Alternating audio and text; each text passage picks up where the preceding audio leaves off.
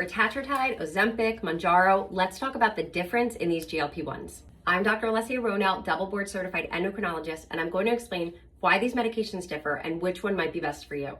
Let's start with Ozempic. This is the first one that got a lot of interest and attention with regards to weight loss. Ozempic is also known as semaglutide or Wegovy. Wegovy is approved for weight loss. Ozempic is approved for type 2 diabetes. Wegovy also has indications to treat fatty liver as well as reduce the risk of cardiovascular disease in high-risk patients.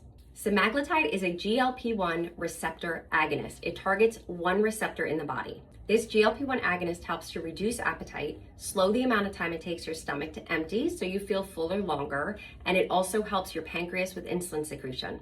Interestingly, there are also these anti-inflammatory benefits to medications like semaglutide. There's even a recent study showing that semaglutide may help improve symptoms in arthritis. But let's move on to the next one because this one really got a lot of attention with the amount of weight loss. I'm talking about Mounjaro, also known as tirzepatide or Zepbound. Mounjaro is approved to treat type 2 diabetes. Zepbound is approved for obesity as well as sleep apnea. Tirzepatide targets two receptors. It does target that GLP-1 receptor, but it also targets another receptor called GIP.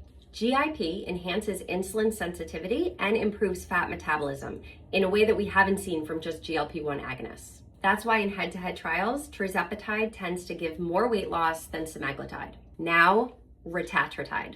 This one is not yet FDA approved, but the studies just came out showing that it yields an incredible amount of weight loss, over 28% weight loss in patients who took this medication. Retatrutide targets three receptors: GLP-1, GIP, and glucagon. And this is the part that changes the equation. Glucagon receptor activation increases energy expenditure, which means your body burns more at rest. The amount of weight loss with this drug is territory we've never been in. So you can see these drugs are not interchangeable. They're all a little bit different. And which one is appropriate for you really depends on your metabolic and hormonal composition. Your medical history should come into play. Your family history should come into play. How much weight you need to lose should come into play. And what kind of symptoms you're currently experiencing. Just because some studies show one might cause more weight loss than the other doesn't mean this is going to happen for your body. And sometimes we start with one, but depending on results or symptoms, we move to another. Going on one of these medications requires a very close relationship with your prescribing physician because tweaks often need to be made.